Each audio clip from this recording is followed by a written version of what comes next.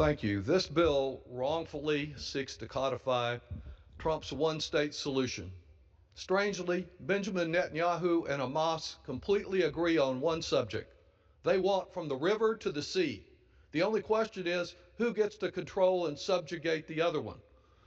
And I believe that subjugation is not security.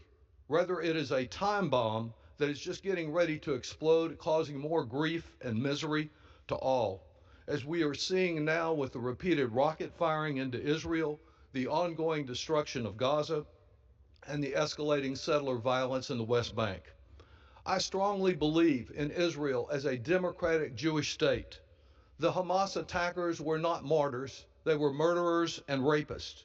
They can never be a partner for peace. But neither can Netanyahu's cohorts, Ben-Gvir and Smotrich, who they cannot be partners for peace. They've refused to be partners for peace, nor to prioritize release of the hostages. They continue to endanger Israeli security. Smotrich, a self-described fascist, wrongly insists that a hostage deal would be surrender. He is responsible for the largest seizure of land in the West Bank since the 1993 Oslo Accords. His myopic vision for Israel is to quote, annex everything and create a greater Israel that incorporates all the so-called Palestinians. In a June speech, he said, "We created a separate civilian system so it will be easier to swallow in the international and legal context." Ben-Gvir told Israeli settlers, quote, "We are behind you, run for the hilltops, settle them." He promotes an exclusive Israeli control of the land from the Jordan River to the Mediterranean Sea. The same message that those people protesting Israel are advocating, he's also advocating. He's distributed thousands of assault weapons to Israeli settlements to drive Palestinians from the West Bank. When dozens of armed Israeli settlers stormed one West Bank village, firing bullets and setting homes on fire, they said they were, quote, Ben-Gvir's gang here to kill the Arabs. Smotrich and Ben-Gvir should be sanctioned for their incitement of violence. It's led to 1,000 incidents of settlers driving over 1,300 Palestinians from their homes since October 7th, with 600 Palestinians killed.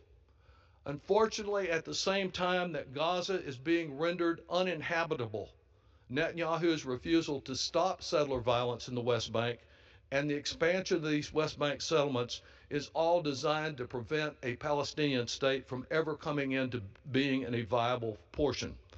Like this very bill, their goal is to block creation of any Palestinian state and to refer to it as Judea and Samaria, rather than many of us who consider ourselves to be strongly for Israel call it the occupied territories because it's been occupied since the 1967 war.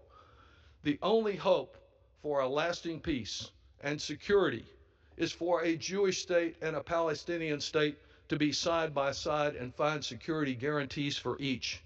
That will be a long, difficult, and challenging process. We've been unable to accomplish it for decades, but it's the only process that we can undertake that will truly lead to the survival and the viability of Israel. So it's not a matter of a temporary peace and another threat to innocent people on either side of the line. Efforts to conflate the occupied territories with Israel defeat any real hope of a lasting solution.